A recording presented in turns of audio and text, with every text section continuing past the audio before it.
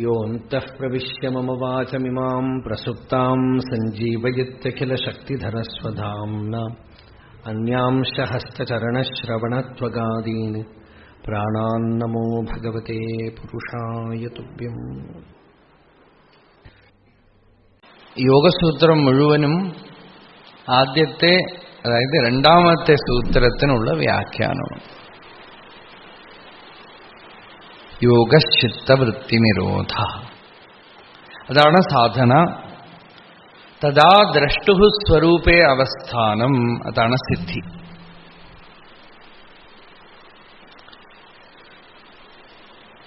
വൃത്തിസാരൂപ്യമിതത്ര, അതാണ് സംസാരം. ഈ മൂന്ന് സൂത്രത്തില് പതഞ്ജലിക്ക് പറയേണ്ടത് കഴിഞ്ഞു.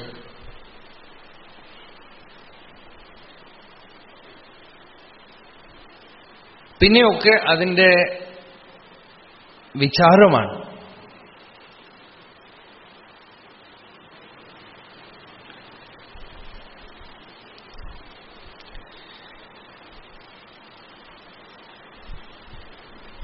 യോഗം എന്താണ് എന്ന് പറഞ്ഞു. ഭഗവത്ഗീതയും ഒരു വിധത്തിലെ യോഗസൂത്രത്തിന്റെ വ്യാഖ്യാനമാണ്.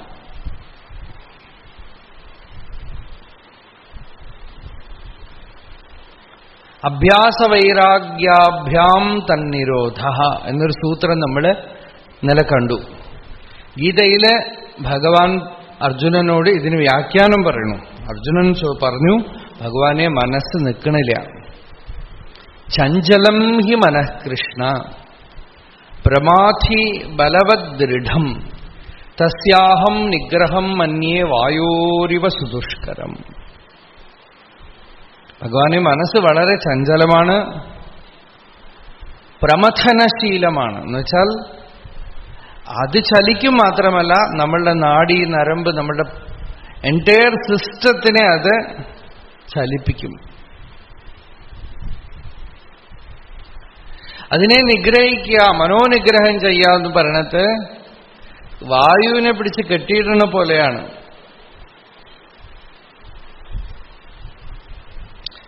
പ്രാണനെ അടക്കുന്ന പോലെയാണ്. വായോരിവ സുദുഷ്കരം എന്ന് വെച്ചാൽ പ്രാണനെ എത്ര നേരം അടക്കി നിർത്താൻ പറ്റും? വായുവിനെ അടക്കി നിർത്തുന്നതെന്ന് വെച്ചാൽ അതാണ്. പ്രാണനെ എത്ര നേരം അടക്കി നിർത്താൻ പറ്റും? കുറച്ചു നേരം അടക്കുമ്പോഴേക്കും ശ്വാസം മുട്ടും, അല്ലേ?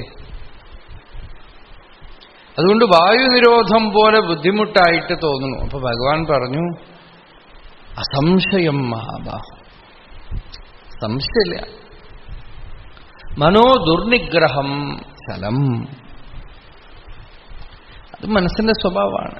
നഹി ചഞ്ചലതാഹീനം മനഃ ക്വചന വിദ്യത്തെ. ചഞ്ചലത്വം മനോധർമ്മ വഹ്നേഹേ ധർമ്മ യഥോഷ്ണത. ചഞ്ചലതാഹീനമായൊരു മനസ്സ് എന്ന് പറഞ്ഞാൽ അങ്ങനെ ഒരു സാധനമില്ല.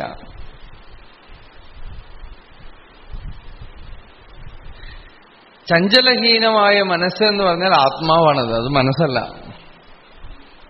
ചഞ്ചലത്വം മനോധർമ്മ, മനസ്സിന്റെ സ്വഭാവം തന്നെ ചഞ്ചലമാണ്. അഗ്നിക്ക് എങ്ങനെ ചൂടോ അതുപോലെയാണ് മനസ്സിന് ചഞ്ചലത. അതുകൊണ്ട് സംശയമില്ല, മനസ്സ് ചഞ്ചലം തന്നെ.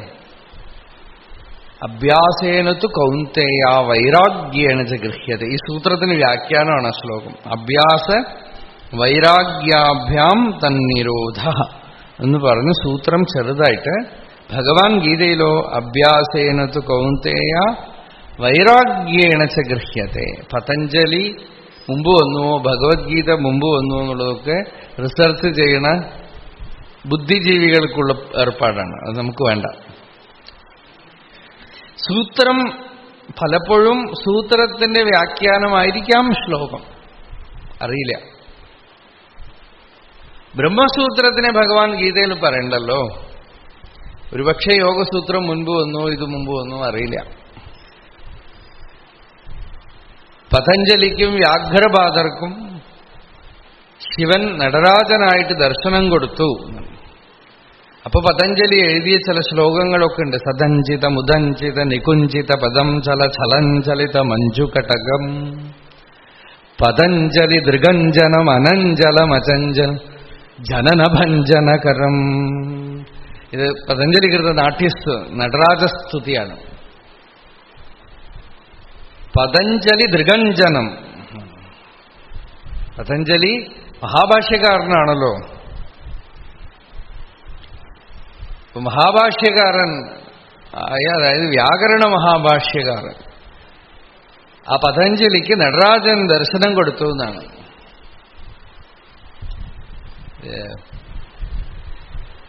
ഇല്ല, 2 ശ്ലോകം നമ്മുടെ ആത്മതീർത്ഥത്തില് ചിദംബര ദർശന സന്ദർഭത്തിൽ 2 ശ്ലോകം ഉണ്ട് അതിൽ.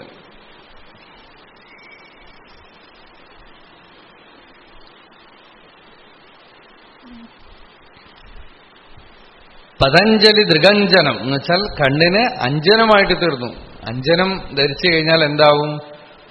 അഞ്ജനം പൊതുവെ കൺമഷി നമ്മൾ അഞ്ജനം എന്ന് പറയണു. പക്ഷെ ഇത് അപൂർവമായി അഞ്ജനം കണ്ണിൽ എഴുതി കഴിഞ്ഞാൽ കാണാത്തതൊക്കെ കാണും. സൂക്ഷ്മദർശന പാഠം ഉണ്ടാവും.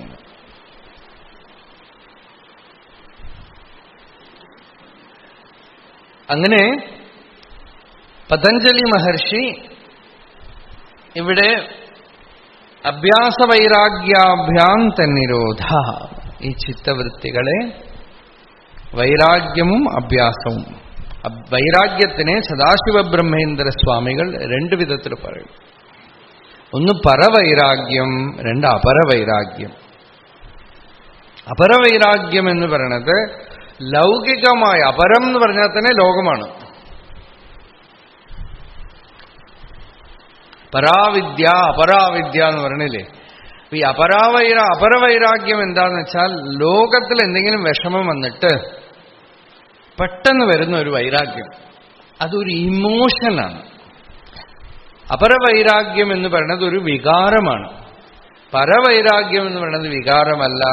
അതിനിപ്പോ പറയാൻ പോണു. പതുക്കെ പതുക്കെ ഡെവലപ്പ് ചെയ്ത് വിവേകത്തോടെ ഡിസിപ്ലിൻഡ് ആയിട്ട് ഒരു വസ്തുവിനെ നമ്മൾ വേണ്ടാന്ന് വെക്കുന്നത് അപരവൈരാഗ്യമാണ്. അത് നമുക്ക് വേണ്ടാതെ ആവണത് പരവൈരാഗ്യമാണ്. അത് വേണ്ട വെക്കുമ്പോൾ അത് നിങ്ങളുടെ ഉള്ളിലുണ്ട്. അത് നിങ്ങൾക്ക് വേണ്ടെങ്കിൽ നിങ്ങളുടെ ഉള്ളിൽ അത് ഇല്ലേ ഇല്ല. നിങ്ങൾക്കത് ആവശ്യമില്ലാത്തതിനെ നിങ്ങൾ വേണ്ട വെക്കേണ്ട ആവശ്യമില്ല. ഇപ്പോ മാംസമേ കഴിച്ചു പഴക്കമേ ഇല്ലാത്ത ആളുകൾ ഞാൻ നോൺ വെജിറ്റേറിയൻ ഉപേക്ഷിച്ചു എന്ന് പറയണോ? അയാൾക്കത് അറിയില്ല. അതിന് ഉപേക്ഷിക്കേണ്ട വിഷമം അയാളുടെ ഉള്ളിലൊന്നുമില്ല. ആരുടെ ഉള്ളിലുണ്ടോ അയാളാണ് അത് ഉപേക്ഷിക്കേണ്ടിയിരിക്കുന്നത്. അപ്പൊ പരവൈരാഗ്യം അപരവൈരാഗ്യം എന്ന് പറഞ്ഞാൽ പരവൈരാഗ്യം സ്വാഭാവികം. അതിൽ ഇമോഷനൊന്നുമില്ല, അതിൽ വികാരമൊന്നുമില്ല. ഈ വികാരമുള്ള വൈരാഗ്യം എപ്പോ വേണമെങ്കിൽ പോയി പോകും. അതിന് അറിവിന്റെ ബലമില്ല. അത് സ്വഭാവം പ്രകൃതിയായിട്ട് മാറിയിട്ടില്ല.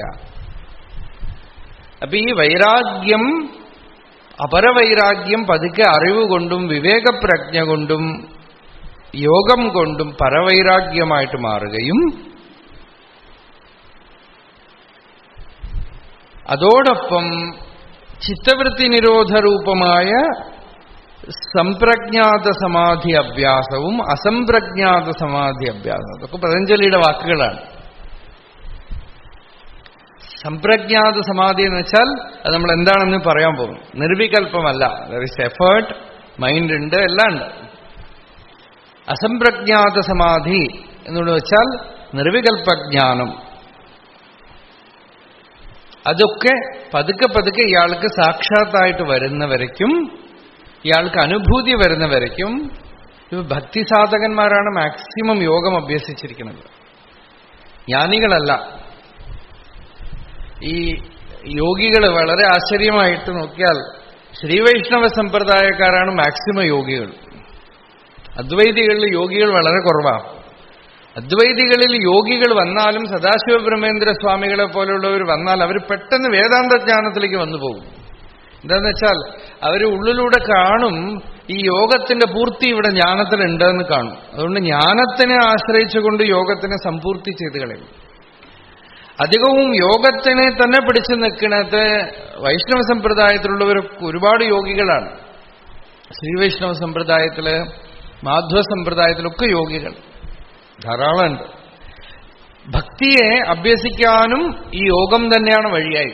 ഭക്തി യോഗം ആണല്ലോ. പൗനഃപുണ്യേന ഭഗവത് ധ്യാനത്തിന് അഭ്യസിക്കുക. അപ്പൊ നാമജപം ചെയ്യുക, അതൊരു അഭ്യാസമാണ്. പൂജ ചെയ്യുക, നിഷ്ഠയോടെ ചെയ്യുക ദിവസം, അതൊരു അഭ്യാസമാണ്. മുടക്കാതെ വീണ്ടും വീണ്ടും വീണ്ടും വീണ്ടും അത് ഇതര വിഷയങ്ങൾ മനസ്സ് പോകുന്നതിനെ കൊണ്ടുവന്ന് വീണ്ടും ഭഗവത് ധ്യാനത്തിൽ അർപ്പിക്കുക എന്നുള്ളതൊരു അഭ്യാസമാണ്. അപ്പൊ ഇങ്ങനെ അലഞ്ഞു നടക്കുന്ന ചിത്തത്തിനെ അഭ്യാസം കൊണ്ടും വൈരാഗ്യം കൊണ്ടും നിരോധിച്ച് ആലംബത്തില് ഭൂമികയിൽ നിർത്തണം. ഏതെങ്കിലും ഒരു ഭൂമിക, ആ ഭൂമിക അവരവരുടെ സ്റ്റേറ്റിനനുസരിച്ച് ഒരു നാമജപമാവാം, ഒരു രൂപധ്യാനമാവാം, അല്ലെങ്കിൽ എന്തെങ്കിലും ഒരു ഭാവം. ചിലർക്ക് ഭാവധ്യാനമാണ്. ഒരു ഹൃദയത്തിലൊരു പ്രേമഭാവമോ ഒരു ശാന്തിയോ ഏതോ ഒരു ഭാവസ്ഥിതിയെ പിടിച്ച് അതിനെ നിലനിർത്തി നിലനിർത്തി തത്ര സ്ഥിതൗ യത്നഃ അഭ്യാസഃ. സ്ഥിതൗ ഹേത്വർത്ഥേ എന്നാണ്. ഈ സ്ഥിതൗ എന്ന് പറയുന്നത് അതിനു വേണ്ടിയിട്ട്, ആ സ്ഥിതിക്ക് വേണ്ടിയിട്ട് എന്നൊരർത്ഥം. ആ സ്ഥിതിയിൽ ഇരുന്നും കൊണ്ട് എന്നൊരർത്ഥം. തത്ര സ്ഥിതൗ യത്നഃ അഭ്യാസഃ. ആ ഇരുപ്പ്, ആ ഭൂമികയെ പിടിച്ച് നിർത്തിക്കൊണ്ടേയിരിക്കുക. ഒരു സാത്വിക ഭാവം ഹൃദയത്തിൽ വരുമ്പോൾ വിട്ടുകളയാതിരിക്കുക. അപ്പൊ സത്സംഗത്തിൽ ഇരിക്കുമ്പോൾ എപ്പോഴെങ്കിലും ഒരു സാത്വികമായ ഒരു ഭാവം ഹൃദയത്തിലേക്ക് ഇങ്ങനൊരു ആകാശത്ത് ഇങ്ങനെ പെട്ടെന്നൊരു മേഘം കയറി വന്ന പോലെ വന്നാൽ അതിങ്ങനെ നിലനിർത്തി നിലനിർത്തി ഇവിടുന്ന് സത്സംഗത്തു നിന്ന് പോകുമ്പോഴും മനസ്സ് ഉടനെ റോഡിലേക്കും വ്യവഹാരത്തിലേക്കും പോവാതെ ആ ഭാവത്തിനെ വീണ്ടും വീണ്ടും വീണ്ടും ഉള്ളിൽ കൊണ്ടുവന്ന് അനുസന്ധാനം ചെയ്ത് ആ ഭാവത്തിനെ ചിത്തത്തിന് പരിചയപ്പെടുത്തി കൊടുക്കുക. അതൊരു അഭ്യാസമാണ്. അല്ലെങ്കിലാണ്, അതാണ് മനനം എന്ന് പറയുന്നത്. വേദാന്തത്തിൽ മനനം എന്ന് പറയുന്നത് അതാണ്. സത്സംഗത്തിൽ ശ്രവണം ചെയ്തുകൊണ്ടിരിക്കുമ്പോൾ വളരെ ഹൃദ്യമായ നമുക്ക് മംഗളം ചെയ്യുന്ന ഒരു ഭാവം ഹൃദയത്തിലേക്ക് വന്നു. ആ ഭാവം ഹൃദയത്തിലേക്ക് വന്നു കഴിയുമ്പോൾ ആ ഭാവം ഒരു മേഘം പോലെയാണ്. ഈ ഭാവമൊക്കെ തന്നെ ഒരു മേഘം പോലെയാണ്. പതഞ്ജലി തന്നെ അവസാനം അതിന് പറയണത് ആ ഭാവത്തിനെ ഇങ്ങനെ നിലനിർത്തുന്നതുണ്ടല്ലോ, കാർമേഘം കൂടി ആകാശം പോലെ ധർമ്മമേഘ സമാധി എന്നാണ് പറയുന്നത്. മേഘം മഴ പെയ്യുന്ന പോലെ ഈ ഭാവവും ഉള്ളിൽ നിലനിർത്തി നിലനിർത്തി കഴിഞ്ഞ് ഉള്ളിൽ തന്നെ മഴ പെയ്ത് പ്രകൃതിയിൽ ലയിച്ചു ചേരും. പ്രകൃതിയിൽ ലീനമായി കഴിഞ്ഞാൽ പ്രകൃതിയിൽ ലീനമാകുന്നവരെ ഈ ഭാവത്തിനെ നിലനിർത്തുകയും അത് പ്രകൃതിയിലെ സ്വഭാവത്തിലെ നേച്ചറായി കഴിഞ്ഞാൽ ഇയാൾക്കത് അത് ഇയാളുടെ റിയാക്ഷൻ സെന്ററിൽ ഇരുന്നു കളയും. പിന്നെ ഇയാൾക്ക് അതിനെ അഭ്യസിക്കുകയോ ധ്യാനിക്കുകയോ ഒന്നും വേണ്ട. എന്തെന്ത് പ്രകൃതിയായിക്കഴിഞ്ഞു പിന്നെ അയാൾക്ക് അതിൽ കോൺഷ്യസ് എഫേർട്ടില്ല. നയനം ഹിനസ്തി. അന്യവസ്തുക്കൾ പോലും പ്രകൃതിയായാൽ ഇയാൾക്കറിയില്ല. അല്ലെ, ഇപ്പൊ ഒരു കൊച്ചുകുട്ടി ഗർഭത്തിലിരിക്കുമ്പോ അമ്മയുടെ ആത്മഭൂയം ഗച്ഛതി ന ഏനാം ഹിനസ്തി എന്നാണ് ശ്രുതി പറയണത്. അത് അവരുടെ ശരീരം തന്നെ ആയിത്തീർന്നിട്ടാണല്ലോ ഇരിക്കണത്.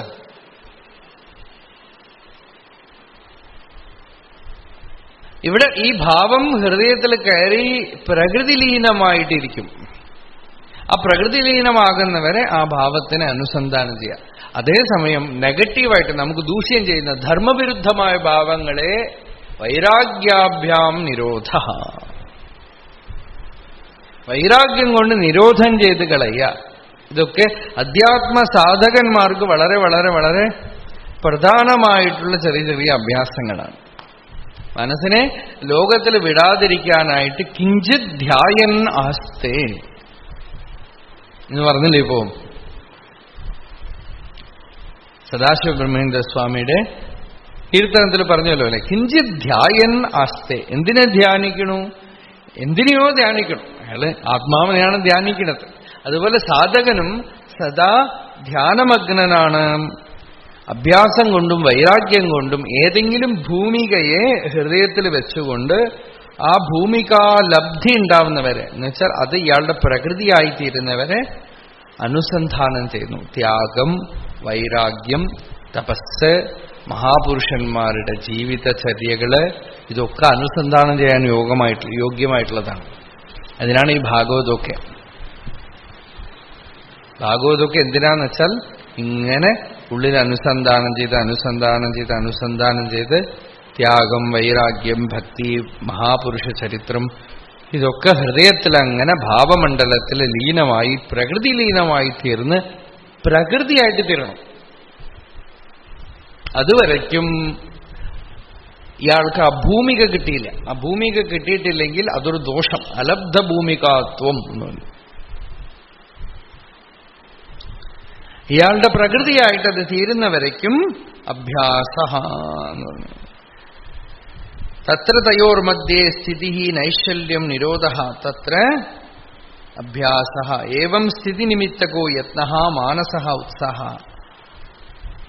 സ്വതഃ ഏവ ബഹിപ്രവാഹശീലം ചിത്തം സർവഥാ നിരോധ്യാമീത്യവം വിധ ഉത്സാഹ ആവർത്യമാനോ അഭ്യാസ. മനസ്സെപ്പോഴും പുറത്തേക്ക് പോയിക്കൊണ്ടേയിരിക്കും. ഈ സാധകൻ തീരുമാനിക്കുകയാണ്, ഇനി വെറുതെ ടൈം വേസ്റ്റ് ചെയ്യാൻ എനിക്കില്ല. എന്റെ ചിത്തത്തിനെ ഞാൻ ഹൃദയത്തിൽ ഒരു ഉത്തമ ആലംബത്തിലിരുത്തി അഭ്യസിപ്പിക്കും. നേരിട്ട് ആത്മധ്യാനം ശീലിക്കാൻ സാധിച്ചിട്ടില്ലെങ്കിലും ഉപാസനാദേവതയോ മന്ത്രമോ അല്ലെങ്കിൽ ഏതെങ്കിലും സാത്വിക ഭാവമണ്ഡലത്തിലോ നിർത്തി ഞാൻ അഭ്യസിക്കും എന്ന് തീരുമാനിക്കുകയാണ്. ആ അഭ്യാസമോ ഒരു ദിവസം 2 ദിവസം കൊണ്ടൊന്നും സാധിക്കുമെന്ന് പ്രതീക്ഷിക്കേണ്ട. അത് അഭ്യാസം തന്നെ ആനന്ദമാണ്. അതുകൊണ്ടാണ് ഭക്തി തന്നെയാണ് ഭക്തിയുടെ ഫലം എന്നൊക്കെ പറയാൻ കാരണം എന്താണെന്ന് വെച്ചാൽ, അല്ലെങ്കിൽ നമ്മളുടെ ചിത്തം എപ്പോഴും ഇത് കഴിഞ്ഞ് എന്ത് കിട്ടും എന്ന് ചോദിച്ചുകൊണ്ടിരിക്കും. ഇത് ചെയ്താൽ എന്ത് കിട്ടും, ഇത് കഴിഞ്ഞ് എന്ത് കിട്ടും എന്നൊക്കെ ചോദിക്കും. അതുകൊണ്ട് സതു ദീർഘകാല നൈരന്തര്യ സത്കാരാസേവിതോ ദൃഢഭൂമി. ഒരു വേര് പിടിക്കണ പോലെ ഉള്ളിൽ എങ്ങനെ ഈ അധ്യാത്മ സാധന ബലമായിട്ട് പിടിക്കും? ദീർഘകാലം. ചിലപ്പോ ജന്മജന്മങ്ങളെ അഭ്യസിക്കേണ്ടി വരുമായിരിക്കാം. പക്ഷെ നമ്മൾ ആ ജന്മജന്മങ്ങൾ അഭ്യസിച്ചതിന്റെ സംസ്കാരശേഷം കൊണ്ടാണ് സത്സംഗത്തിലേക്കൊക്കെ വരുന്നത്. അതുകൊണ്ട് എപ്പോ വേണമെങ്കിലും വരാം. മാത്രമല്ല ഓരോരോ നിലയും അടുത്ത നിലയേക്കാൾ ഉയർന്നതാണല്ലോ. അപ്പൊ അഭ്യാസം തന്നെ സാക്ഷാത്കാരമാണ് ഒരു വിധത്തില്. ഭഗവത് അനുസന്ധാനം തന്നെ വലിയ ലാഭമാണല്ലോ. ഇപ്പൊ ദീർഘകാലം ചെയ്യണു, പക്ഷേ നിരന്തരമല്ല, കുറച്ചു നേരത്തേക്കാണ്. അങ്ങനെയല്ല, നിരന്തര സത്കാര് എന്നുവെച്ചാൽ ഭക്തിയോട് ആദരവോടുകൂടെ. ചുമ്മാ ഒരു ജോലി പോലെയല്ല. അമ്പലത്തിൽ പൂജ എന്ന് വെച്ചാൽ ഒരു പണി പോലെ. ഒരു 40-50 വർഷമൊക്കെ പൂജ ചെയ്തിട്ടും എനിക്കൊന്നും ആയില്ലല്ലോ എന്ന് പറഞ്ഞാൽ അതിൽ സത്കാരമേ ഇല്ല. അത് സർക്കാർ മാത്രമേ ഉള്ളൂ, ശമ്പളം തരണ സർക്കാർ മാത്രമേ ഉള്ളൂ. സത്കാരമില്ല, ആദരവില്ല. അതില് ആദരവുണ്ടെങ്കിൽ ഈ കഷായം മുതലായ ദോഷങ്ങൾ ലയവിക്ഷേപ കഷായാദയ അനാദരേ പ്രസജ്ജേതൻ. ഒരു വലിയ കാര്യം സദാശിവബ്രഹ്മേന്ദ്ര സ്വാമികൾ ഇവിടെ പറയുന്നു. ആദരവില്ലാതെ വെറുതെ ചെയ്യണം എന്ന് പറഞ്ഞ് ചെയ്തുകൊണ്ടിരുന്നാൽ ഇയാൾക്ക് ചെയ്യണ പണി മെക്കാനിക്കലായിട്ട് തീരും. അതില് മനസ്സങ്ങനെ ഉറങ്ങിപ്പോയി കളയും. പിന്നെ ഈ വിക്ഷേപം അതിന്റെ ഇടയിൽ കൂടെ തന്നെ വിക്ഷിപ്തമാവും. പൂജയൊക്കെ പലതും ചെയ്തുകൊണ്ടിരിക്കുമ്പോൾ തന്നെ ഇയാളുടെ ചിത്തം കാമക്രോധാദി വാസന സ്വപ്നമണ്ഡലത്തിൽ ചലിക്കാൻ തുടങ്ങും, വിക്ഷിപ്തമായിട്ട് തീരും. അല്ലെങ്കിൽ ഒരുമാതിരി കഷായ സ്ഥിതി, അങ്ങടുമില്ല എന്ന് എന്തോ ഒരു തലയിലെഴുത്തതും ചെയ്യും. അപ്പൊ ഇയാളുടെ പണി കർമ്മത്തിന് ഈ യോഗാനുഷ്ഠാനത്തിനും ഇതിനും തമ്മിൽ സംബന്ധമില്ലാതായിട്ട് തീരും. ഏതെങ്കിലും ഗുഹയിലിരുന്ന്, ഹിമാലയത്തിൽ ഗുഹയിലൊക്കെ ഇരിക്കാം, അവിടെ ഇരുന്നും കൊണ്ട് ഇയാൾക്ക് യോഗസ്ഥിതിയൊക്കെ നഷ്ടമായി പോകും. അവിടെ ഇരുന്ന് ഇയാൾ ഇനി എന്ത് ആഹാരം കിട്ടുന്ന ആലോചിക്കും, അല്ലെങ്കിൽ അവിടെ എത്ര കാലം ഇരുന്നതിനെ കുറിച്ച് എല്ലാവരെയും അറിയിക്കാനായിട്ട് ഒരു വീഡിയോഗ്രാഫറെ ഒക്കെ കൂട്ടിക്കൊണ്ടുവന്ന് ഫോട്ടോ ഒക്കെ എടുപ്പിച്ച് വീഡിയോ ഒക്കെ എടുപ്പിച്ച് അതൊക്കെ എല്ലാവർക്കും കൊടുക്കണം എന്ന് തോന്നും. എന്താണെന്ന് വെച്ചാൽ അതൊന്നും ഫലമില്ലെങ്കിൽ പിന്നെ എന്തിനിരുന്നു?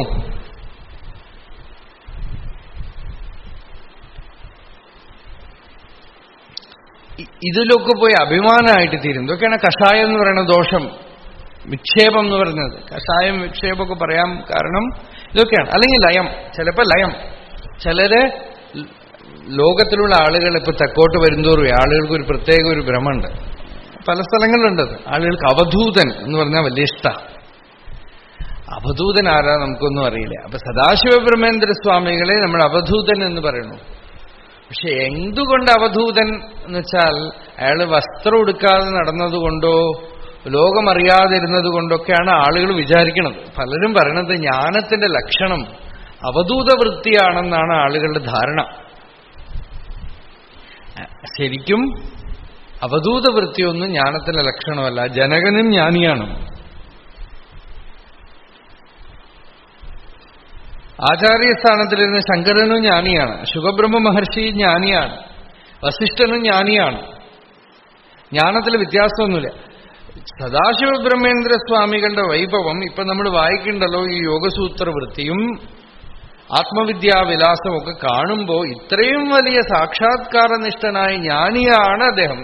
ഇപ്പൊ രമണ മഹർഷി കോണ കൊടുത്തിരുന്നത് കൊണ്ടോ അല്ലെങ്കിൽ മൗനമായിട്ടിരുന്നതൊന്നുമല്ല അദ്ദേഹത്തിന് ജ്ഞാനത്തിന്റെ ലക്ഷണം. തെളിവായിട്ടുള്ള വേദാന്ത വിജ്ഞാനത്തിന് പുറകിലുണ്ട്. അല്ല നിങ്ങൾ ഇതാണ് നിങ്ങൾ ജ്ഞാനം എന്ന് പറഞ്ഞാൽ ഒരുപാട് ആളുകളെ ഇപ്പൊ തന്നെ വേണമെങ്കിൽ നിങ്ങൾക്ക് കാണാം. ഒരുപാട് ആളുകളുണ്ട് അങ്ങനെ മിണ്ടാതിരിക്കണവരും മൗനമായിട്ടിരിക്കണവരും ഗുഹയിലിരിക്കണവരും.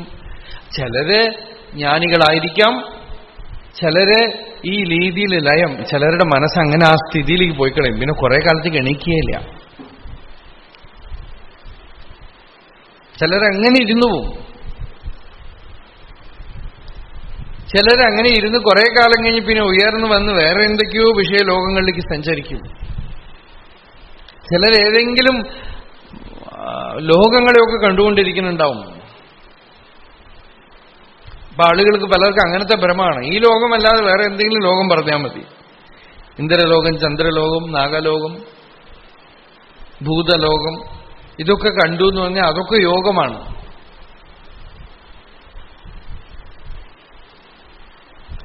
അങ്ങനെ ഒരു ലോകത്തിലും ഇരിക്കാം. ഇതൊക്കെ എങ്ങനെ യോഗമാകും? ഇത് ജ്ഞാനമാവോ? ഇത് യോഗമാവോ? ഇത് എന്തിനെങ്കിലുമൊക്കെ വിമർശിക്കാനായിട്ടല്ല നമ്മൾ പറയണത്. ഇത് ജ്ഞാനനിശ്ചയമാണ് അവരുടെ മഹിമ എന്നുള്ളത് അറിഞ്ഞോളണം. അല്ലെങ്കിൽ വഴിതെറ്റിപ്പോകും. പുറമേക്ക് ഇഫക്റ്റ് എന്ന് പറയണത് ഇയാൾക്ക് വിവേകഖ്യാതിയാണ് പതഞ്ജലി പറയണത്. അതായത് ആത്മസാക്ഷാത്കാരം അതുണ്ടോ? അതുണ്ടെങ്കിൽ മഹാഭാരതത്തിൽ പറയുന്ന രീതിയിൽ ഇയാൾ മാംസം വെട്ടിക്കൊണ്ടിരിക്കുന്ന ആളാണെങ്കിൽ പോലും കുഴപ്പമില്ല എന്നാണ്. എന്നുവെച്ചാൽ മാംസം വെട്ടിക്കൊണ്ടിരിക്കണവനായിരിക്കണം എന്ന് അർത്ഥമല്ല. എന്നുവെച്ചാൽ ആ രീതിക്കുള്ള എക്സ്ട്രീം തലയിലെടുത്ത് പ്രാരബ്ധമുള്ള ആള്, അയാളിൽ പോലും ധർമ്മവ്യാധനിൽ പോലും ഈ ജ്ഞാനം കാണുന്നുണ്ട്. ജ്ഞാനത്തിനെ മാത്രം പെറുക്കിയെടുക്കുന്നവനായിരിക്കണം സാധകൻ.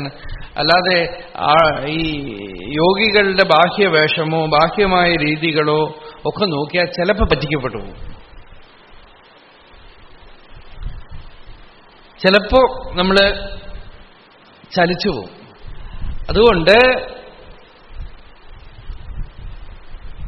ഈ ആന്തരികമായ വിവേകഖ്യാതി ആണ് ലാഭം.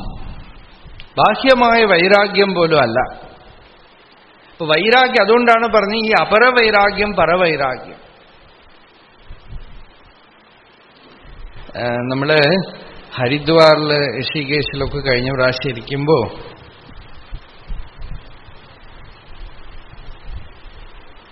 നമ്മുടെ കൂടെ ഉണ്ടായിരുന്ന ഒരു സാധു, അദ്ദേഹം ഋഷികേശിലൊരു സ്വാമിയെ കണ്ടു ഹരിദ്വാറിൽ. ചെറുപ്പക്കാരൻ കണ്ടിട്ട് വല്ലാതെ ഫാസിനേറ്റഡ് ആയി. എന്താണെന്ന് വെച്ചാൽ അവധൂതൻ കോണ കൊടുത്ത് ചോദിക്കുമ്പോൾ എവിടെയെങ്കിലുമൊക്കെ മലയിലും ഗുഹയിലും അവിടെ എവിടെയൊക്കെയാണ് ഇരിക്കണത്, എവിടെയെങ്കിലും കിടക്കും. അതൊക്കെ അദ്ദേഹം എന്നോട് പറയുകയും ചെയ്തു. കുറെ കഴിഞ്ഞപ്പോൾ ഈ സ്വാമി തിരുവണ്ണാമലയ്ക്ക് വന്നു. ഈ ചെറുപ്പക്കാരൻ 2-3 ഫോറിനേഴ്സും ഒക്കെ ആയിട്ട് ഒന്ന്. സാധാരണ ഫോറിനേഴ്സും ഒക്കെ ആയിട്ട് വന്നതുകൊണ്ട് തെറ്റല്ല, അഭിമാനി അഹങ്കാരിയായിട്ട് മാറിയിരിക്കണു. ബാക്കിയുള്ളവരൊക്കെ കുറ്റം കണ്ടുപിടിക്കലും ദോഷങ്ങളും താൻ എന്തൊക്കെയോ ആണെന്നുള്ളൊരു വാദമും.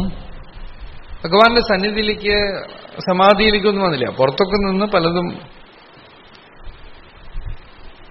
ഇതിപ്പോ ആരെയും കുറിച്ച് പറയാൻ വേണ്ടിയിട്ടല്ല, പക്ഷേ ഇങ്ങനെയൊക്കെ ഉണ്ട്. നമ്മള് പെട്ടെന്നൊന്നും കണ്ട് തീരുമാനിക്കാൻ പറ്റില്ല. അവർ ഗുഹയിലിരിക്കണത് കണ്ടിട്ടോ, മലയുടെ മുകളിൽ ഇരിക്കുന്നത് കണ്ടിട്ടോ, അതായത് ഒന്നും. അതുകൊണ്ടാണ് സദാശിവ ബ്രഹ്മേന്ദ്ര സ്വാമികൾ ആത്മവിദ്യാവിലാസത്തിൽ പറഞ്ഞത് സവിതര്യപി ശീതരുചൗ ചന്ദ്രേ തീക്ഷ്ണേപി അധോവഹതി അഗ്നൗ മായികമിതമേവേതി ബുദ്ധ്വാ ജീവൻ മുക്തോന വിസ്മയീഭവതി. നമ്മൾ ജീവൻ മുക്തനായിരിക്കണമെന്നില്ല, പക്ഷേ അനുഭവം കൊണ്ട് നമ്മൾ കുറച്ചായിട്ട് കണ്ട് മനസ്സിലാക്കും. മറ്റൊന്നിനെയും കണ്ട് ഭ്രമിക്കാൻ പാടില്ല. ഭ്രമിച്ചു കഴിഞ്ഞാൽ നമ്മളുടെ സമയം വേസ്റ്റായി പോകും, സമാധാനം പോയി പോകും. നമ്മൾ അവരെ പോലെ ഇല്ലല്ലോ, ഇവരെ പോലെ ഇല്ലല്ലോ, അങ്ങനെയില്ലല്ലോ, ഇങ്ങനെയില്ലല്ലോ ഒക്കെ തോന്നും. അപ്പൊ നമുക്ക് പതുക്കെ അറിയാനുള്ള ഒരു യുക്തിയാണ്.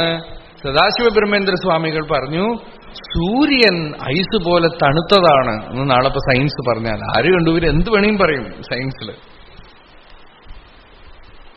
ഭൂമി പരന്നതാണെന്ന് പറയും, ഉരുണ്ടതാണെന്ന്. ഇപ്പൊ നാളെ ചിലപ്പോൾ ഭൂമി പരന്നതാണെന്ന് പറയും. അപ്പൊ നമ്മൾ അത് പഠിക്കും. ഇപ്പൊ അവര് ഉരുണ്ടതാണെന്ന് പറയണത് കൊണ്ട് നമ്മളൊന്നും കണ്ടിട്ടില്ലല്ലോ, അപ്പൊ അവർ പറയണത് വിശ്വസിക്കണം. കുറച്ച് കഴിഞ്ഞാൽ അവർ പറയും അത് നമുക്ക് തോന്നിയതാണ്, ഒരു പെക്യൂലിയർ ഇല്യൂഷൻ. എന്തെങ്കിലും ഒരു പേര് പറഞ്ഞിട്ട് പറയും അത് ഇങ്ങനെയാണ് ഇരിക്കണതെന്ന് പറഞ്ഞാൽ അപ്പൊ നമ്മൾ അത്രയേ ഉള്ളൂ. വെറും യുക്തി ചതിക്കും എന്ന് പറഞ്ഞ് ശങ്കരാചാര്യ സ്വാമി പറഞ്ഞത്. അപ്പൊ നമ്മൾ അതൊക്കെ ബൈഹാർട്ട് ചെയ്ത് പഠിക്കും. ഇത്രയും കാലം പരീക്ഷ എഴുതിയതും മാർക്ക് പോയതും ഒക്കെ നഷ്ടമായി അല്ലേ. 9 ഗ്രഹം എന്ന് പഠിച്ചു, ഇപ്പൊ പറയണു 8 ഗ്രഹമേ ഉള്ളൂ എന്ന് പറഞ്ഞു. ഇത്രയേ ഉള്ളൂ. ഇത്ര കാലം നമ്മള് 9 പ്ലാനറ്റ്സ് എന്ന് പറഞ്ഞു. അതറിയാതെ 8 പ്ലാനറ്റ് എന്ന് സ്കൂൾ പഠിക്കുമ്പോൾ നമ്മൾ എഴുതിയിട്ടുണ്ടെങ്കിൽ ആ മാർക്ക് ഇപ്പം ആര് തരും? പോയില്ലേ അല്ലേ. ഇപ്പൊ പറയണു 8 പ്ലാനറ്റ്സേ ഉള്ളൂ എന്നാണ്. ഒരു പ്ലാനറ്റ് അത് പ്ലാനറ്റ് അല്ലാത്ത എന്തൊക്കെയോ പറയണു. പ്ലൂട്ടോവോ നെപ്റ്റ്യൂണോ എന്താ പ്ലൂട്ടോ. അപ്പോ ഇവിടെ സദാശിവ ബ്രഹ്മേന്ദ്ര സ്വാമി പറയുന്നു, സൂര്യൻ നാളെ തണുപ്പാണെന്ന് പറഞ്ഞാലും ചന്ദ്രൻ നല്ല ചൂടുള്ളതാണെന്ന് പറഞ്ഞാലും സവിതര്യപി ശീതരുചൗ അഗ്നി ഇങ്ങനെ പിടിച്ചു കഴിഞ്ഞാൽ ചുവട്ടിലേക്കാണ് വരണതെന്ന് പറഞ്ഞാലും ജീവൻ മുക്തോന വിസ്മയി. ഇവിടെ എന്തും സംഭവിക്കാം, എന്ത് വേണമെങ്കിൽ സംഭവിച്ചോട്ടെ. ഇപ്പൊ എനിക്ക് എന്ത് വേണം, ഇതൊക്കെ തണുപ്പാവട്ടെ, ചൂടാവട്ടെ, ഉരുണ്ടതാവട്ടെ, പരന്നതാവട്ടെ, ഒന്നും ഇവിടെ ഒന്നും കണ്ട് ഭ്രമിക്കാതിരിക്കുന്നത് വൈരാഗ്യത്തിന്റെ ലക്ഷണമാണ്.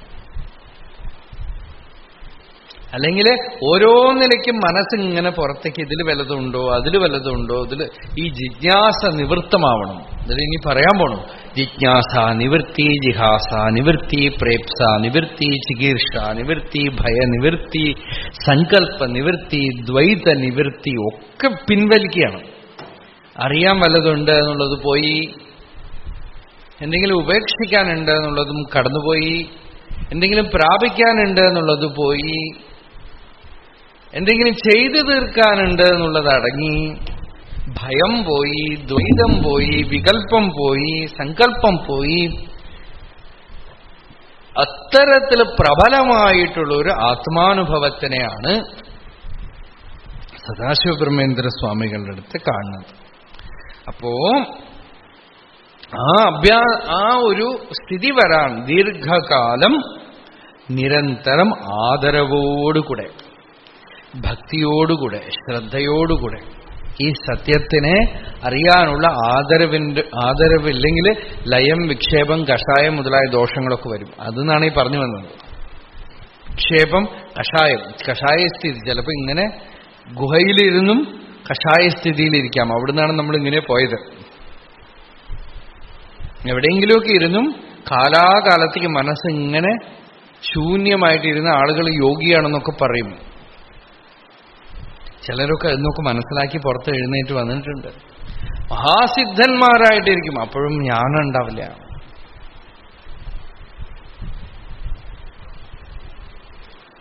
ദീർഘകാല നൈരന്തര്യ സത്കാര ആസേവിത ദൃഢഭൂമി. യോഗം ദൃഢമായിട്ട് തീരും. യസ്മിൻ സ്ഥിതോന് ദുഃഖേന ഗുരുണാപി വിചാല്യത്തെ. യാതൊരു സ്ഥിതിയിലിരുന്നാലാണോ തീവ്രമായ ദുഃഖം കൊണ്ടുപോലും ചലിക്കാതായിത്തീരുന്നത്. യാതൊരു സ്ഥിതിയിൽ നിഷ്ഠിതനായാലാണോ യാതൊരു വിധത്തിലുള്ള ചലനവും ഉള്ളില് വരാതായിട്ട് തീരുന്നത്. അത്തരത്തില് ഒരു സ്ഥിതി വരുന്ന വരയ്ക്കും ദീർഘകാലം നിരന്തരം അഭ്യസിക്കാം. അഥ വൈരാഗ്യം ദ്വിവിധം പരം അപരം ച. അപരം ച യതമാന വ്യതിരേകേന്ദ്രിയ വശീകാരഭേദേന ചതുർവിധം. തത്ര ആദ്യത്രയം അർത്ഥാത് സൂചയൻ സാക്ഷാത് ചതുർത്ഥം ആഹ. ഏകൈക ഇന്ദ്രിയ വശീകാരഭേദേന ചതുർവിധം. പരവൈരാഗ്യം എന്ന് പറയുന്നത്, അപരവൈരാഗ്യം എന്ന് പറയുന്നത് ഓരോരോ ഇന്ദ്രിയമായി പതുക്കെ പതുക്കെ നിയന്ത്രിച്ച് മനസ്സ് നിയന്ത്രിച്ച്. പരവൈരാഗ്യം എന്ന് പറയുന്നത് ജ്ഞാനനിഷ്ഠമാണ്. ദൃഷ്ടാനുശ്രവിക വിഷയ വിദൃഷ്ടസ്യ വശീകാര സംജ്ഞാ വൈരാഗ്യം. വൈരാഗ്യം എന്താണെന്ന് വെച്ചാൽ ദൃഷ്ട ആനുശ്രവിക വിഷയസ്യ വിഷയവിതൃഷ്ണസ്യ വശീകാര സംജ്ഞാ വൈരാഗ്യം. ദൃഷ്ടം എന്ന് വെച്ചാൽ കാണുന്നത്, ആനുശ്രവിക എന്ന് വെച്ചാൽ കേൾക്കുന്നത്. ഇവിടെ കാണുന്ന വസ്തുക്കളൊക്കെ വേണം, അതിലൊക്കെ അട്രാക്ഷൻ. നീ അമേരിക്കയിൽ കേട്ടിട്ടുണ്ട്, അവിടെ എന്തൊക്കെയോ ഉണ്ട്, അവിടെ പോയിട്ട് അതൊക്കെ കാണണം. സ്വർഗം അതൊക്കെ ആണെങ്കിൽ അവിടെ പോയിട്ട് എന്തെങ്കിലുമൊക്കെ അനുഭവിക്കണം. വയസ്സായി കഴിഞ്ഞപ്പോ ചിലരോട് പറഞ്ഞു, ഇതാ സ്വർഗത്തിൽ പോയി കഴിഞ്ഞാൽ ഇന്ന സുഖമൊക്കെ ഉണ്ടെന്ന് പറയുമ്പോൾ അവർക്ക് ഇനി അടുത്ത ഉദ്യമം സ്വർഗത്തിൽ പോവാനാണ്.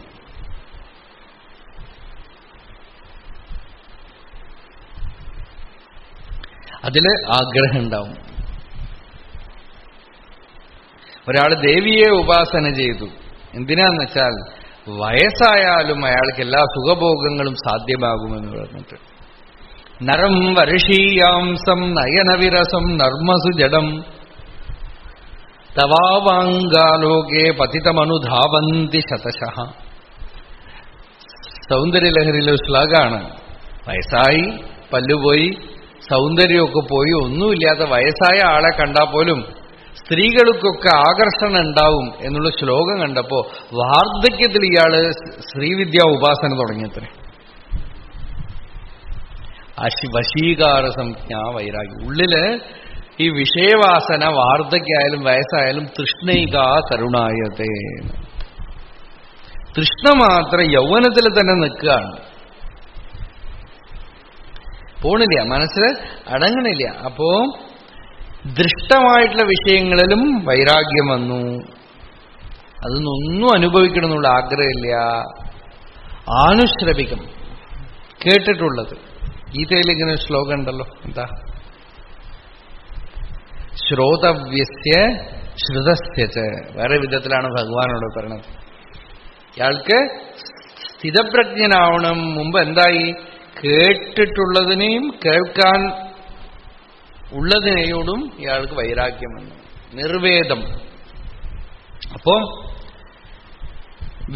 എല്ലാത്തിനോടും വൈരാഗ്യം വന്ന് യതമാനത്വം നാമ അസ്മിൻ ജഗതി കിം സാരം കിം അസാരമിതി ഗുരുശാസ്ത്രാഭ്യാം വിജ്ഞാസ്യാമി ഉദ്യോഗ. ഇങ്ങനെ ദൃഷ്ടാനുശ്രവിക വിഷയപ്രവൃത്തേ ദുഃഖാത്മകത്വബോധേന താം പ്രവൃത്തിം പരിത്യജ്യ മനസ്സി ഔത്സുക്യമാത്രേണ തൃഷ്ണാസ്ഥാപനം ഏകേന്ദ്രിയത്വം. അവിടെ ഇയാൾക്ക് ഒറ്റ ഇന്ദ്രിയമേ ഇയാളുടെ ഉള്ളിലുള്ളൂ എന്നാണ്. ഈ വൈരാഗിക്ക് ഒരു ഇന്ദ്രിയമായിട്ട് തീരുകയാണ്. എന്താ ഇന്ദ്രിയം എന്ന് വെച്ചാൽ കണ്ണ്, ചെവി, മൂക്ക് എന്ന് പറഞ്ഞ പല ഇന്ദ്രിയങ്ങൾ പോയിട്ട് ഇയാളുടെ ഉള്ളില് ഒരു ജിജ്ഞാസ എന്ന് പറയുന്ന ഒരു ഇന്ദ്രിയം മാത്രം പ്രവർത്തിക്കണം. ഇതിനെയാണ് ഗീതയിൽ ഭഗവാൻ എന്താ പറഞ്ഞ് വ്യവസായാത്മിക ബുദ്ധി. ഈ വ്യവസായാത്മിക ബുദ്ധി മാത്രമാണ് ഒരു പിടിപ്പ് ഇയാൾക്ക് വ്യക്തി. ബാക്കി കണ്ണും ചെവിയൊക്കെ പുറമേക്ക് കാര്യമായിട്ടുണ്ടെങ്കിലും ഇയാളുടെ ലക്ഷ്യം ഭഗവത് സാക്ഷാത്കാരം എന്നുള്ള ആഗ്രഹം ഇയാളുടെ ഉള്ളില് ജ്വലിച്ചു തുടങ്ങിയതോടുകൂടി അത് ഇയാളുടെ ഇന്ദ്രിയമായിട്ട് മാറിയുന്നു. അതുമാത്രമായി ഇയാൾക്ക് ലക്ഷ്യം. ആ ഒരു ഇന്ദ്രിയത്തിനെ വെച്ചുകൊണ്ട് ഇയാൾ ബാക്കിയുള്ളതിനൊക്കെ വശീകരിക്കുകയാണ്. ആ വശീകാരം തന്നെ വൈരാഗ്യം. ആ പരമായ ലക്ഷ്യത്തിനെ മുമ്പിൽ വെച്ചുകൊണ്ട് വൈരാഗ്യം ഉണ്ടാക്കാണ്. ഈ വൈരാഗ്യം തദിദം അപരം വൈരാഗ്യം അഷ്ടാംഗയോഗ പ്രവർത്തകത്വേന സംപ്രജ്ഞാതസ്യ അന്തരംഗം അസംപ്രജ്ഞാതസ്യ തു ബഹിരംഗം. ഈ വൈരാഗ്യം, ഈ അപരവൈരാഗ്യം എന്ന് പറയുന്നത് അഷ്ടാംഗയോഗത്തിൽ ഇയാളെ പ്രവർത്തിപ്പിക്കും. ഇയാൾ യോഗാഭ്യാസത്തിന് ഉദ്യമിക്കും. സാധന ചെയ്യാൻ ഒരു ഫ്യൂവലാണത്. ആ ഫ്യൂവൽ വെച്ചുകൊണ്ടാണ് ഇയാള് സാധനയിൽ പ്രവർത്തിക്കുന്നത്. അതുകൊണ്ട് ഈ വൈരാഗ്യം അഭിമാനപൂർവകമുള്ള അധ്യാത്മലാഭത്തിന് അന്തരംഗമും അഭിമാനരഹിതമായ ആത്മസാക്ഷാത്കാരത്തിന് മുന്നോടിയായിട്ടുള്ളതുമാണ്, ബഹിരംഗമുമാണ്. ഇയാൾക്ക് ഫസ്റ്റ് ഇയാൾക്ക് അഭിമാനപൂർവകമുള്ള സംപ്രജ്ഞാത സമാധിക്ക് ഇത് അന്തരംഗമാണ്. ഇതുണ്ടെങ്കിലാണ് ഇയാൾക്കൊരു ഭഗവത് ധ്യാനം, നാമജപം, ഭക്തി സാധനമൊക്കെ ചെയ്യാൻ പറ്റണത്. അതിലൊക്കെ അഭിമാനപൂർവകമാണെങ്കിലും ക്രമേണ ഇയാൾക്ക് അടുത്തപടിയായി തത്പരം പുരുഷഖ്യാതേ ഗുണവൈതൃഷ്ണ്യം. ക്രമേണ അയാൾക്ക് ത്രിഗുണങ്ങളെയും വൈശാരദീ സാതി വിശുദ്ധ ബുദ്ധി ധുനോതി മായാം ഗുണസംപ്രസൂതാം. ഭാഗവതവും ഇതിന് വ്യാഖ്യാനാണ്. വൈശാരദീയായിട്ടുള്ള ഒരു ബുദ്ധി ഉണ്ടാവണം. അതിനെയാണ് വിവേകഖ്യാതി എന്ന് പറയുന്നത്. ആ വിവേകഖ്യാതി എന്ത് ചെയ്യും? ഈ ത്രിഗുണങ്ങളെയും ഉള്ളിൽ നിന്ന് നീക്കിക്കളയും. ഗുണവൈതൃഷ്ണ്യം, ഗുണങ്ങളോടുള്ള തൃഷ്ണ, ഗുണവൈതൃഷ്ണ്യം ഇയാളുടെ ഉള്ളിലുണ്ടാവും. എപ്പോ? പുരുഷഖ്യാതി ഉണ്ടാവുമ്പോൾ. പുരുഷഖ്യാതി എന്ന് വെച്ചാൽ ചിത്തിന്റെ അനുഭവം, ആത്മാവിന്റെ അനുഭവം, ഗുണസമ്പർക്കമില്ലാത്ത നിർഗുണമായ ചൈതന്യത്തിന്റെ സ്വരൂപത്തിന്റെ അനുഭവം ഉണ്ടാവുമ്പോൾ ഗുണവൈതൃഷ്ണ്യം ഉണ്ടാവുന്നു. സംപ്രജ്ഞാത സമാധി അഭ്യാസ പാഠവേന ഗുണത്രയാത്മകാത് പ്രധാനാദ് വിവിക്തസ്യ പുരുഷസ്യ ഖ്യാതി സാക്ഷാത്കാരഃ തസ്മാത് അശേഷ ഗുണത്രയ വ്യവഹാരേ വൈതൃഷ്ണ്യം യത് തത്പരം വൈരാഗ്യം ഇത്യർത്ഥഃ. അത് ഉത്തമ വൈരാഗ്യം എപ്പോഴാണ്? സംപ്രജ്ഞാത സമാധി അഭ്യാസ പാഠവേന. ഇയാള് മനസ്സിനെ ഏതെങ്കിലും ഒരു ഭൂമികയിൽ നിർത്തി അഭ്യാസം ചെയ്ത് അതില് തെളിവ് ഏർപ്പെടുമ്പോ ഗുണത്രയാത്മകാത് പ്രധാനാത് വിവിക്തസ്യ, സത്വഗുണം, രജോ ഗുണം, തമോ ഗുണത്തോടു കൂടിയ പ്രകൃതി, ആ പ്രകൃതിയിൽ നിന്നും പതുക്കെ പതുക്കെ പതുക്കെ തന്റെ ചിത്തിനെ സെപ്പറേറ്റ് ആയിട്ട് അനുഭവിക്കുമ്പോ ഇയാൾക്ക് ആ ചിത്തിന്റെ അനുഭവം ഉണ്ടാവുന്നു, സാക്ഷാത്കാരം ഉണ്ടാവും. അപ്പോ അശേഷ ഗുണത്രയ വ്യവഹാരേ വൈതൃഷ്ണ്യം. അതോടുകൂടെ സത്വത്തിലും അയാൾക്ക് ബോറടിച്ച പിന്നെ രജോ ഗുണം തമോ ഗുണം ഇല്ലല്ലോ. രജോ ഗുണപ്രവൃത്തിയിലും ഇയാൾക്ക് വൈരാഗ്യം വന്നു, തമോ ഗുണപ്രവൃത്തിയിലും ഇയാൾക്ക് വൈരാഗ്യം വന്നു, സാത്വികമായും സാഹങ്കാരമായിട്ടുള്ള പ്രവൃത്തിയിൽ ഇയാൾക്ക് വൈരാഗ്യം വന്നു. അത് പരവൈരാഗ്യം. അവിടെയാണ് ഇയാള് സ്വരൂപത്തിൽ വിശ്രമിക്കുന്നത്. ഇത്തം അഭ്യാസവൈരാഗ്യെ നിരൂപ്യ തത് സാധ്യം സമാധിം ആഹ. ഇങ്ങനെ അഭ്യാസവൈരാഗ്യം കൊണ്ട് ദൃഢമാക്കിയ ശേഷം അതിന്റെ ഫലമായിട്ടുള്ള സമാധിയാണ് സംപ്രജ്ഞാത സമാധി അതെങ്ങനെയുണ്ട്? വിതർക്ക വിചാര ആനന്ദ അസ്മിതാരൂപ അനുഗമാത് സംപ്രജ്ഞാത. ഒരുപക്ഷെ ഈ പറഞ്ഞതെല്ലാം ആ സമാധിയിൽ ഉണ്ടാവും, അല്ലെങ്കിൽ ഏതെങ്കിലും ഒന്നുണ്ടാവും. ഈ സംപ്രജ്ഞാത സമാധി ഏതെങ്കിലും ഒന്നോടുകൂടിയതായിരിക്കും. വിതർക്ക വിചാര ആനന്ദ അസ്മിത ഭാവനാവിശേഷ സമാധി ഭാവമണ്ഡലത്തിലാണ്. ഇത് സവിതർക്കം സവിചാരം സാനന്ദം സമാസ്മിത.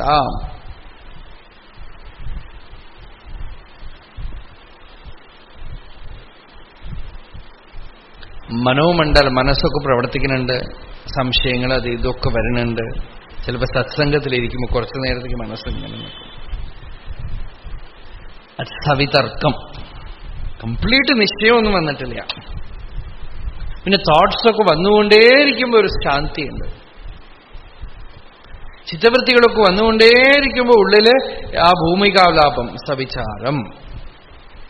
അതുപോലെ ഞാൻ എന്നുള്ള അഭിമാനവും വിചാരങ്ങളും ഒക്കെ ഉള്ളപ്പോൾ ഒരു ആനന്ദം വരണു ഉള്ളിൽ. ചിലപ്പോൾ ഭജനയൊക്കെ പാടുമ്പോൾ, നാമസങ്കീർത്തനം പാടുമ്പോൾ ചെയ്യുമ്പോൾ ചിലർക്കൊക്കെ ഭാവസമാധി വരും. സാനന്ദം. ഇതിനൊക്കെ പുറകിൽ അസ്മിത ഉണ്ട്, അഭിമാനമുണ്ട്, ആണവമലം എന്ന് പറയും. ഈ ആണവമലം മാത്രം ബാക്കി നിൽക്കും, അഭിമാനത്തോടുകൂടെ നിൽക്കും. സാസ്മിത. ഇതൊക്കെ തന്നെ ചേർന്നിട്ടുള്ളത് പഞ്ചതന്മാത്രാന്തഃകരണഗോചര സാക്ഷാത്കാര സവിചാര. രജസ്തമൂലേശാനുവിദ്യ സത്വപ്രധാന ബുദ്ധിഗോചര സാക്ഷാത്കാര സാനന്ദ. ഇയാൾ സാത്വികമായ ആനന്ദം വരുന്നു, പക്ഷെ ഇടയ്ക്കിടയ്ക്ക് രജോ ഗുണവും തമോ ഗുണവും ഒന്ന് ബാധിക്കും. ചിലപ്പോഴൊക്കെ എന്തെങ്കിലും പ്രവൃത്തിയിൽ പെട്ടുപോകും, ചിലപ്പോൾ ഉറങ്ങിപ്പോവും, ആലസ്യം വരും. അതൊക്കെ ഗ്ലാനി ഉണ്ടാവണം. ശുദ്ധ സത്വപ്രധാന മഹത്തത്വഗോചര സാക്ഷാത്കാര സാസ്മിത. തത്ര വിതർക്ക വിചാരദ്വയം ഗ്രാഹ്യം ആനന്ദോ ഗ്രഹണം അസ്മിതാഖ്യോ ഗ്രഹീത തേഷു ഗ്രാഹ്യഗ്രഹീതൃഷു ഭാവനോത്കർഷ സംപ്രജ്ഞാത യോഗ. അറിയുന്നവൻ, അറിയപ്പെടുന്ന വസ്തു, അറിവ് എന്നുള്ള ത്രിപുടിയൊക്കെ ഉണ്ട്. പൂർണ്ണമല്ല.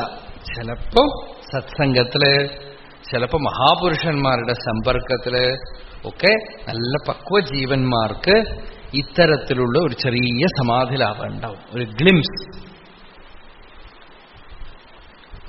അത് കുറച്ചു നേരത്തേക്ക് വന്നിട്ട് അത് അതിന്റെ പാട്ടിൽ പോവും. പക്ഷെ അതൊരു ലാഭം. ഇയാൾക്ക് ചെറിയ ഒരു എന്തോ ഒരു നിധി കിട്ടിയ പോലെ കുറച്ചു നേരത്തേക്ക് ഒരു സ്ഫൂർത്തി. കംപ്ലീറ്റ് ആയിട്ട് ഒരു അനുഭവമൊന്നുമല്ലെങ്കിലും ആ സംപ്രജ്ഞാത സമാധി ഒരു പൂർവപീഠികയാണ്, ഒരു പ്രിഫേസാണത്. ഇനി വരാൻ പോണതിന് ഒരു സൂചന. അതിന്റെ അടുത്തപടിയായിട്ട് വിരാമപ്രത്യയാഭ്യാസപൂർവ സംസ്കാരശേഷ അന്യ.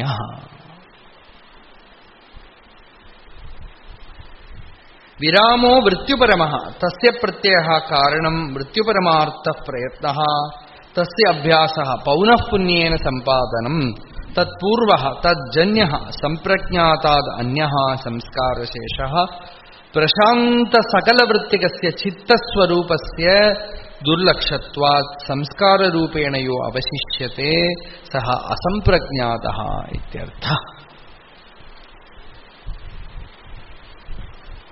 പരിപൂർണമായ ചിത്തവൃത്തി നിരോധം ചെയ്ത് വീണ്ടും വീണ്ടും ചിത്തത്തിനെ സ്വരൂപത്തിൽ നിർത്തി സ്വയം പ്രയത്നം കൊണ്ട് അഭ്യാസം ചെയ്ത് കംപ്ലീറ്റ് ആയിട്ടുള്ള റിസ്ട്രെയിൻ, ആ യോഗാഭ്യാസത്തിന്റെ സംസ്കാരം മുഴുവൻ അതിനകത്ത് ഗുംഭിതമായിട്ടിരിക്കുകയാണ്, ഇംപ്രഗ്നേറ്റഡ് ആണ്.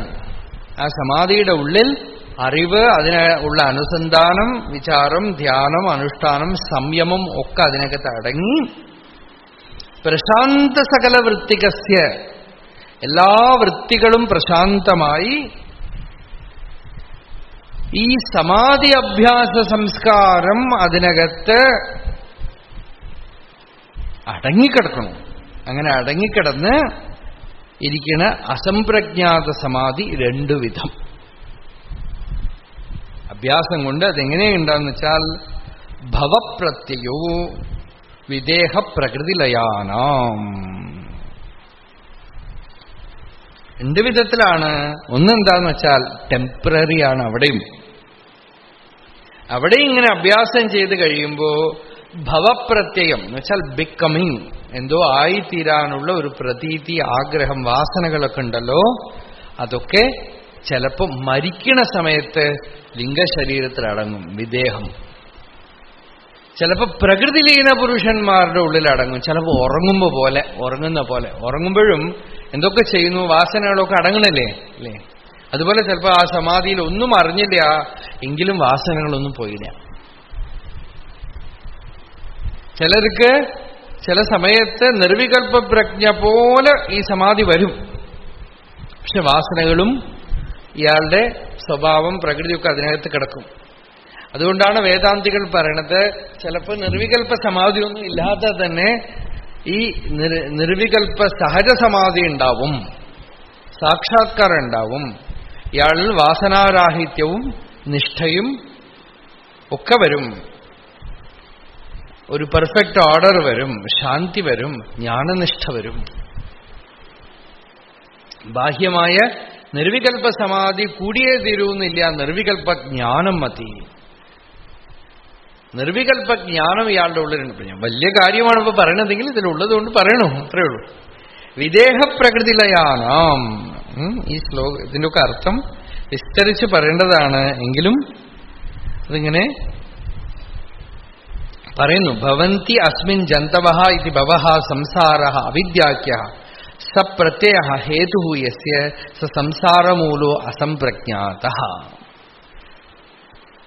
സച ഭൂതേന്ദ്രിയേഷു ആത്മത്വഭാവനയാ വിദൂതദേഹാനാം. അതായത് ഇയാൾ ശരീരം വിട്ടു, അപ്പോ ഇയാൾക്ക് അപ്പോഴും എന്തുണ്ടെന്ന് വെച്ചാൽ ഈ ശരീരം ഞാനാണെന്നും ഇന്ദ്രിയങ്ങളൊക്കെ എന്റെ ആണെന്നും ദേഹം, ഇന്ദ്രിയം മുതലായിട്ടുള്ള അഭിമാനമൊന്നും പോയിട്ടില്ല. അതോടുകൂടെ ഇയാൾ ശരീരം വിട്ടാൽ സൂക്ഷ്മഭാവത്തിൽ ഈ ശരീരം ഇയാളുടെ ഉള്ളിൽ കിടക്കും. അവ്യക്ത മഹദ് അഹങ്കാര പഞ്ചതന്മാത്രേഷു പ്രകൃതിഷു ആത്മത്വഭാവനയാ ലീനാനാം.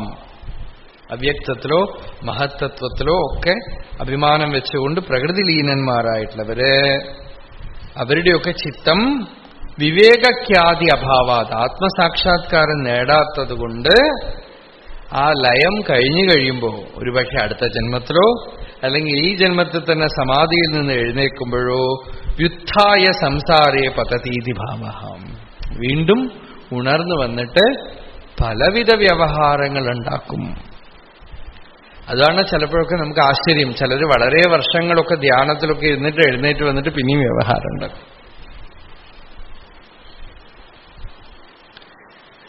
എന്താന്ന് വെച്ചാൽ ആ വാസന, സംസ്കാരം ഉള്ളിൽ കിടക്കുന്നുണ്ട്. ശ്രദ്ധ, വീര്യ, സ്മൃതി, സമാധി, പ്രജ്ഞാപൂർവക ഇതരേഷാം.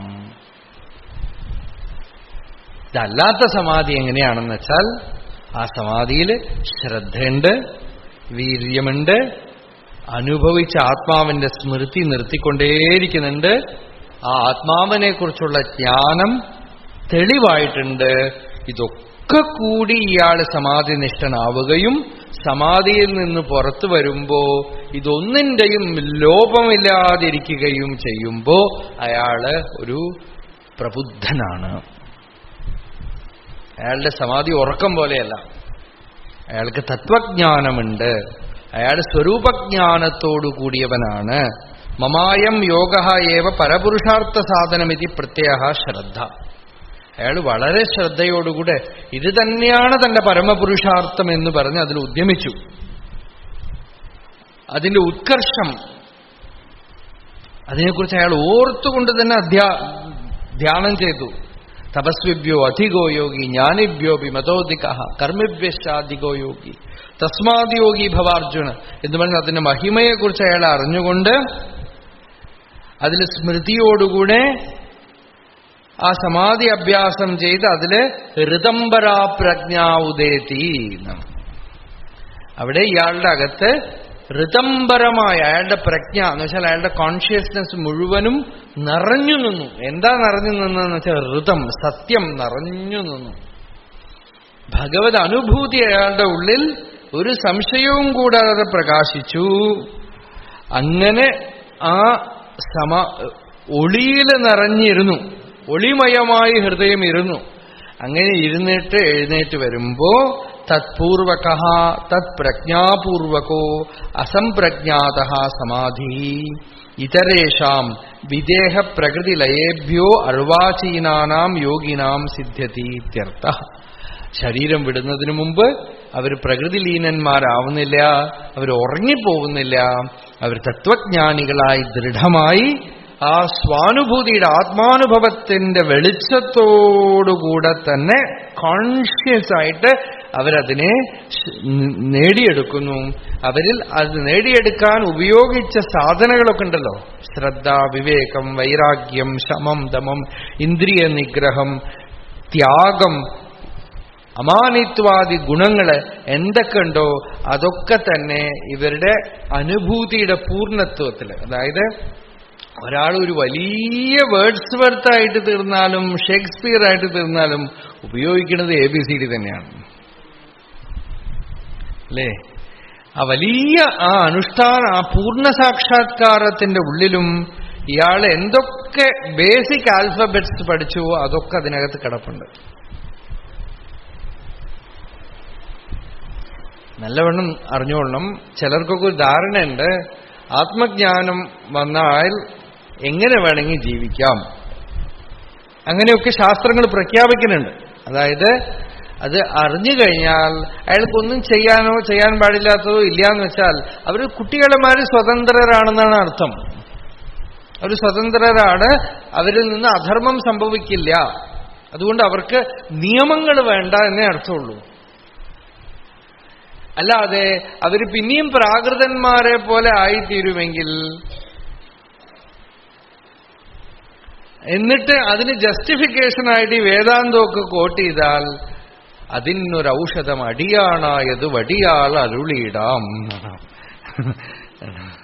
അതിന് അടിയാണ് മരുന്ന്. അതൊരിക്കലും ന്യായീകരിക്കാൻ പറ്റില്ല. എന്താന്ന് വെച്ചാൽ അത് വീക്ക്നെസ്സാണ്, ദൗർബല്യം. എന്താ ഒരിക്കലും അങ്ങനെ സംഭവിക്കില്ല എന്നാണ്. അതാണ് പതഞ്ജലി പറഞ്ഞത്.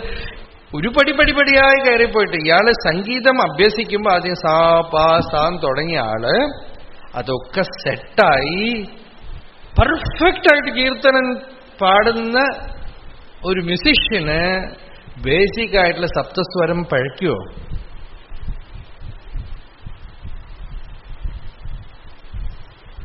അയാള് പിന്നെ ശരിയാണ്, അയാൾ ഇനിയൊന്നും സാ പാ സാ എന്ന് പറഞ്ഞിട്ട് ഇരിക്കേണ്ട ആവശ്യമില്ല. അയാൾ സരിഗമ പദനിസ പാടിക്കൊണ്ടിരിക്കേണ്ട ആവശ്യമില്ല.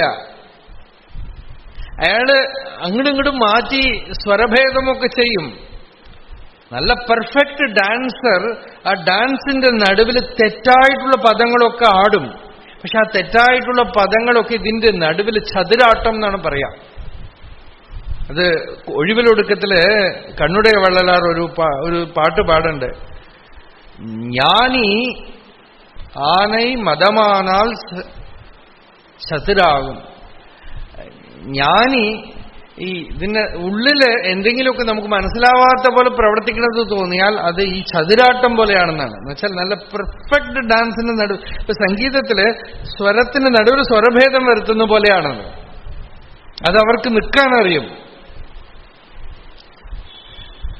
ആനയ്ക്ക് മതം പൊട്ടിയ ആനയ്ക്ക് തന്നെ കാണാൻ നല്ല ഭംഗിയാണ്, അതിന് മതമായ കാണാൻ ഇനിയും ഭംഗിയാണെന്നാണ്.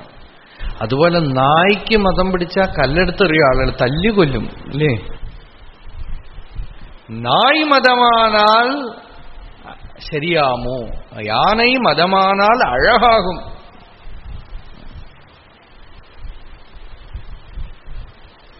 നായ് മതമാനാൽ ശരിയാമോ? നായിക്ക് മതം പിടിച്ചാൽ തല്ലിക്കൊല്ലും അല്ലേ? അതുപോലെ അവിടെ ഒന്നും കുഴപ്പം വരേയില്ല. കാരണം ഈ ശ്രദ്ധ, വീര്യ, സ്മൃതി, സമാധി, പ്രജ്ഞ ഇയാളുടെ സാക്ഷാത്കാരത്തിന്റെ ഉള്ളിൽ ഒന്നിലൊന്ന് അടങ്ങിക്കിടക്കുകയാണ്. അവിടെ ഒരു റോങ് നോട്ട്, ഒരു അപശ്രുതി വരാനേ പറ്റില്ല, വരികില്ല. അങ്ങനെ വരികയാണെങ്കിൽ അത് പൂർണ്ണമായില്ല എന്നർത്ഥമാണ്. അഥവാ നമുക്ക് തോന്നുന്നു എന്ന് അർത്ഥാക്കണം, അവിടെ വന്നിട്ടില്ല എന്ന് കണക്കാക്കണം. അതുകൊണ്ട് ശ്രദ്ധ, വീര്യ, സ്മൃതി, സമാധി, പ്രജ്ഞാപൂർവക ഇതരേഷാം.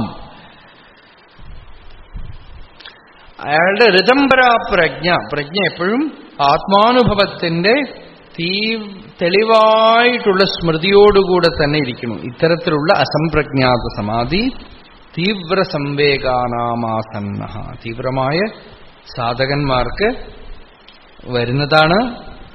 ആ സമാധി ലാഭം പൊതുവെ ഇയാളുടെ അനുഷ്ഠാനം കൊണ്ട് മാത്രം വരുന്നതല്ല.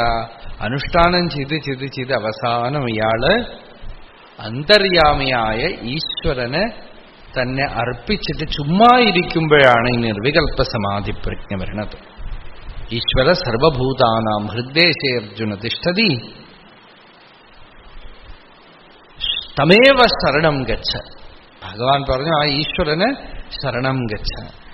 നോക്കൂ ഗീതയുടെ വ്യാഖ്യാനം. ഈശ്വര പ്രണിധാനാദ്വാ. ആ ഈശ്വരന് പ്രണിധാനം ചെയ്യുമ്പോ ഈശ്വരോ വക്ഷ്യമാണ് ലക്ഷണ. ഇനി പറയാൻ പോണു ഈശ്വരൻ ആരാണെന്ന്. ആ ഈശ്വരന് തസ്മിൻ പരമഗുരൗ, അന്തര്യാമിയായ ആ പരമഗുരുവില് പ്രണിധാനം ഭാവനാവിശേഷ, ഉള്ളില് പരിപൂർണമായി തെരുതെരേ വീണു വണങ്ങി ഓതിടേണം. അവിടെ അഭിമാനത്തിനെ ആ ഹൃദയസ്ഥാനത്തുള്ള അന്തര്യാമിക്ക് അർപ്പണം ചെയ്ത് അവിടെ ആ ഈശ്വരന്റെ സ്മൃതി വിട്ടുകളയാതിരിക്കുന്നതുണ്ടല്ലോ. തസ്മാത് ആസന്നതമസ്സമാധിലാഭ ഈശ്വരോ ഹി സമാരാധനാദിന സാധനേന ആരാധിത. ഇതമസ്യ ഇഷ്ടമസ്തു ഇതി സംസാരാങ്കാരെ തപ്യമാനം പുരുഷം അനുഗൃഹാതി. ഉള്ളില് ഈശ്വരനെ പ്രണിധാനം ചെയ്യുമ്പോൾ അന്തര്യാമിയായ ഈശ്വരൻ എന്ത് ചെയ്യുന്നു? പുഷ്കരപലാശവൻ നിർലേപസ്യ പുരുഷസ്യ തപ്യഭാവ കഥമുപപദ്യത്തെ ഏന പരമേശ്വര അനുഗ്രഹ കഥയാതും.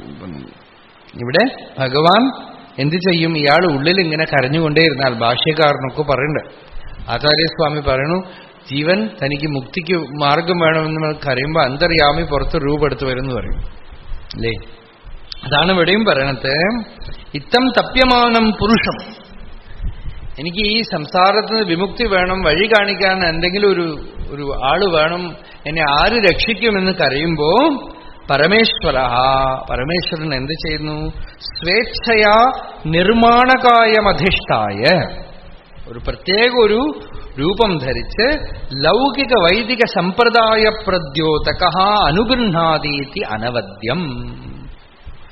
ലൗകികമായിട്ടുള്ള ഇയാൾക്കും ജീവിതത്തിനെ എങ്ങനെ ഇയാളുടെ പ്രാരബ്ധശേഷത്തിനെ അവസാനിപ്പിക്കണമെന്ന് വഴി കാണിച്ചും കൊണ്ട് വൈദിക സമ്പ്രദായ പ്രദ്യോതക, വൈദികമായും ഇയാൾക്ക് മേൽപോട്ട് പോവാനുള്ള വഴി കാണിച്ചുകൊണ്ട് ഇയാളെ അനുഗ്രഹിക്കുന്നു. എന്ന് വെച്ചാൽ ഇയാൾ എവിടെ കിടക്കണോ അവിടെ അതിനനുസരിച്ചുള്ള വഴി കാണിച്ചുകൊണ്ട് അയാളുടെ ഉപാധിയിൽ നിന്ന് ഇയാളെ രക്ഷിക്കാനും ഇയാൾക്ക് പരമാത്മജ്ഞാനം ഉണ്ടാവാനുള്ള വഴി കാണിച്ചുകൊണ്ട് ഭഗവാൻ ഇയാളുടെ മുമ്പിൽ പ്രകാശിച്ച് വഴി കാണിക്കുന്നു.